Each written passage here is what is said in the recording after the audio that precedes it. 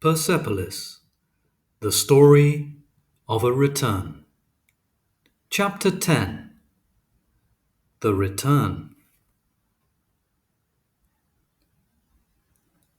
After 4 years living in Vienna, here I am, back in Tehran.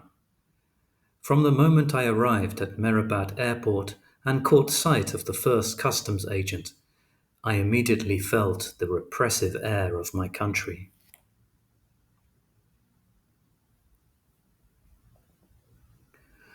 Do you have anything forbidden? Fashion magazines, tapes, alcohol, pork? No, sir. Please fix your veil, my sister. Yes, my brother. Next, come on, speed it up. Brother and sister are the terms used in Iran by the representatives of the law to give orders to people without offending them. There were people everywhere. Each passenger was being met by a dozen people. Suddenly, amongst the crowd, I spotted my parents.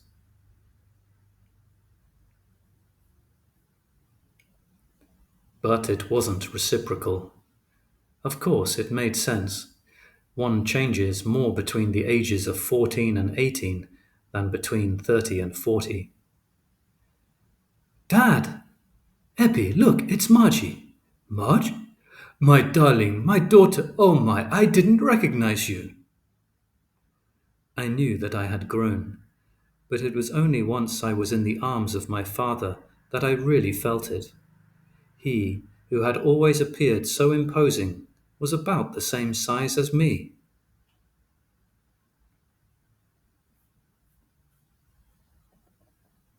I can't believe my eyes. Tell us, are you hungry? Dad, you know what it's like on Iran Air. They feed you at least 50 times. Then we got in the car. My father didn't have his Cadillac anymore, but drove a Renault 5 instead. That same Cadillac in which I was ashamed to sit because it was so difficult to accept being more comfortable than others. Now that I myself had understood distress, I no longer asked these kinds of questions. I would even have preferred that he come get me with a better car, as a way to remind me of a more glorious time. I didn't feel like talking. I pretended to look at the city, even though it was too dark to see anything.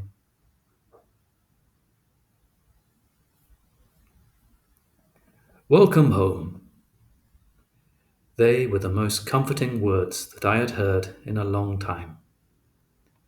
I went straight to the living room. There was still that sofa on which my parents had announced that they were sending me to Austria.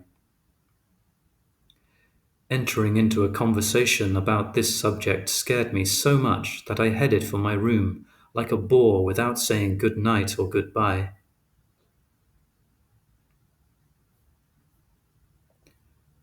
My room, my room! I was overjoyed to finally have a place of my own, and this reassured me. I didn't want to turn on the light.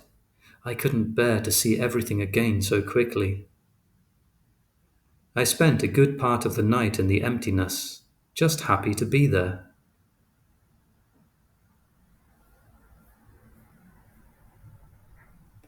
And the next morning, yay, it snowed! In Vienna, I hated snow, especially when I found myself on the street. You appreciate snow much better when you see it from the window of a warm room. I took stock of my surroundings. Before leaving Iran, I worshipped punks to the point of having drawn one on my wall. Pfft, what shit.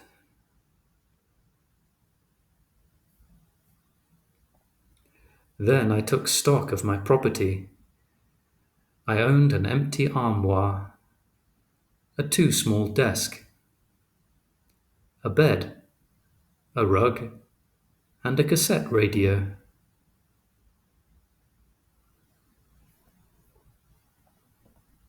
I wouldn't mind listening to some Kim Wilde. I looked in the drawer where I usually kept my tapes. I didn't find them.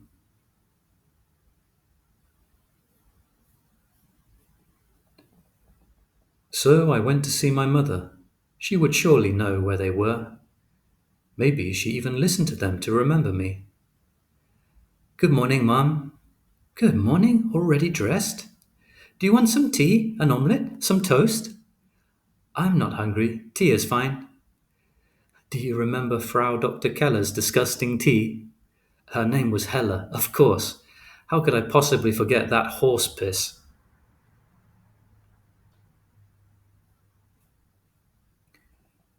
Ah, there's nothing like Iranian tea. Oh, yes, especially with the cigarette. Do you want one? Mom? What?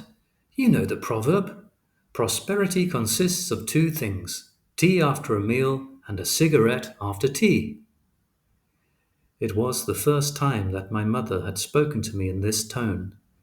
In her eyes now I had become an adult. Mum, I can't find my tapes. I looked everywhere for them. Do you know where they are? Well, you see, since I didn't think that you would come back one day, I gave them to Homer. Homer was the daughter of one of her friends. She was 5 years younger than me. A child.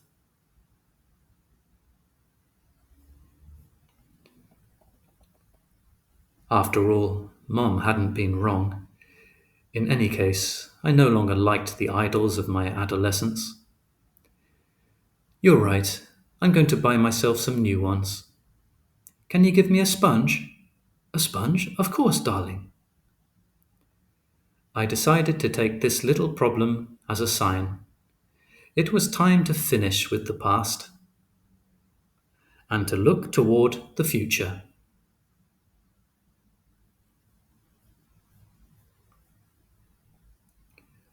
A few hours later, ah, Pune, how are you? Margie's. No, tell her that I've gone out. She's gone out. She'll call you back. Who was that? Who told her that I was here? I did. She is your best friend. Please don't tell anyone that I'm back. I don't want to see people. Okay, I'll be home in a couple of hours. Don't forget your veil. Oh shit, I'll have to put it back on.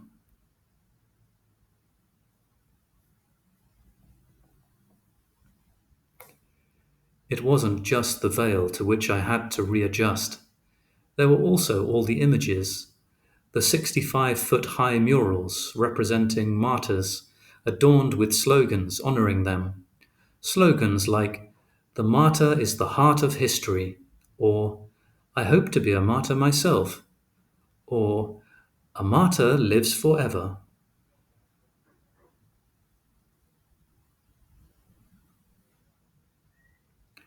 Especially after 4 years spent in Austria, where you were more likely to see on the walls, "Best sausages for 20 shillings." The road to readjustment seemed very long to me.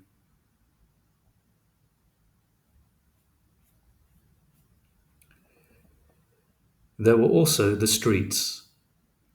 Many had changed names. They were now called Martyr What's His Name Avenue or Martyr Something or Other Street. It was very unsettling.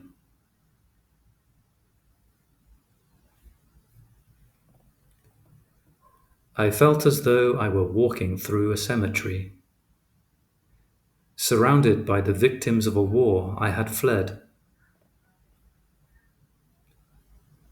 It was unbearable. I hurried home.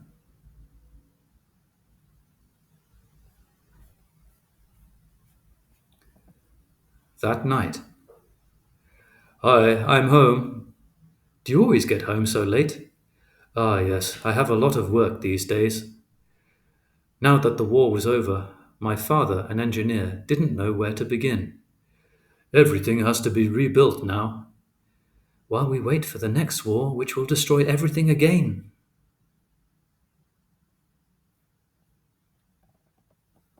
What next war? One has to be realistic. For over a century, our region has been unstable. One day they nationalize the oil, the next they install a dictator. Then it's the Six-Day War, then it's Afghanistan's turn, and the return of the Israeli Palestinian conflict. We'll see what comes next. I would never have thought that I would one day hear my mother sound so disillusioned. There was an uncomfortable silence. Even my mother was ill at ease.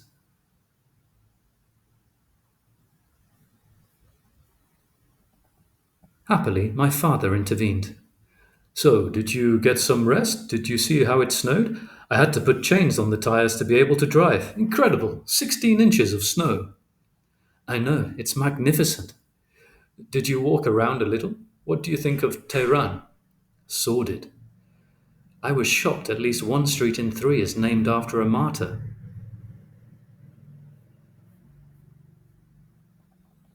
And we are in the north of the city. If you go to the poor quarters in the south of Tehran, almost all the streets are called Martyr so and so. People don't know anymore why they've had 8 years of war, why their children have died.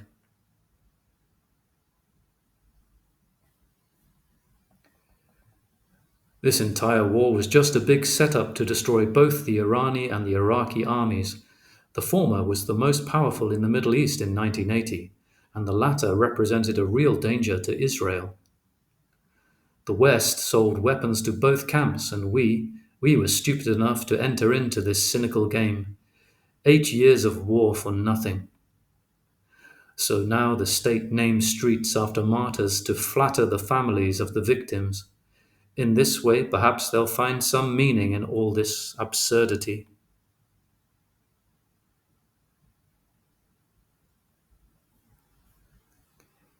Yes, but there is also something else. This afternoon on TV, I saw mothers who were claiming to be overjoyed and gratified by the deaths of their children. I can't figure out if it's faith or complete stupidity. It's a bit of both. For 10 years, they've been made to believe that the martyrs are living in a five-star hotel in paradise. In the meantime, the war feels more like hell.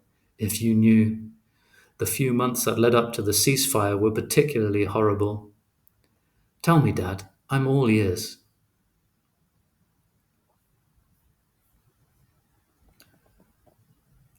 One month before the armistice, Iraq began bombing Tehran every day, as if it were necessary to destroy as much as possible before it was over.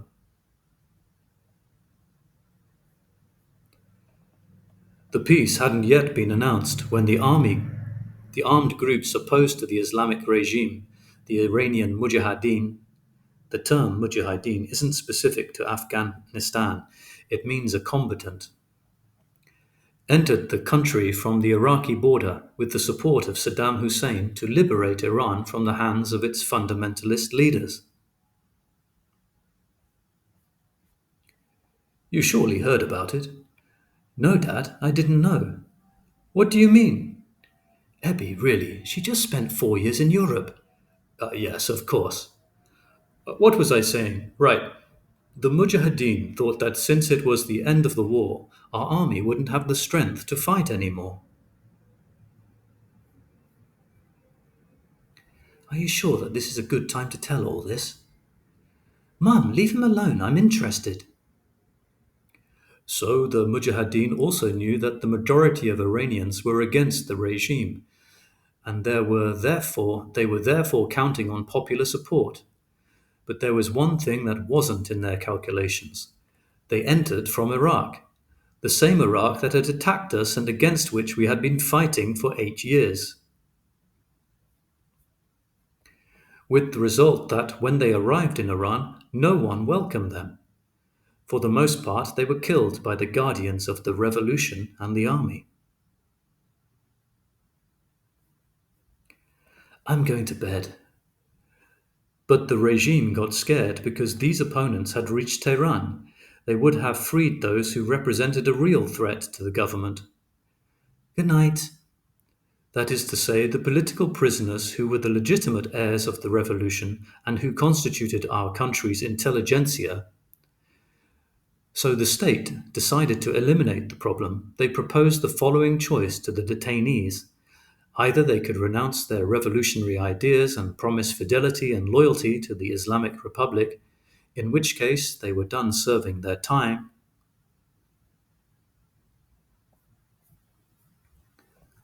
or they would be executed.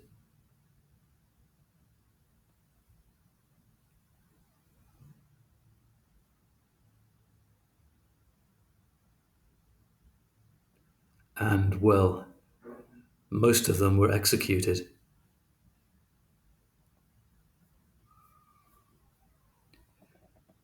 How many did they kill?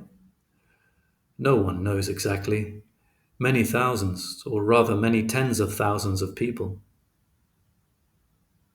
And the victims of the war? Between 500,000 and a million, not counting those disabled by the war, the populations ravaged by chemical weapons, those who lost their minds from the explosions, the orphans, the widows, the refugees, the material destruction.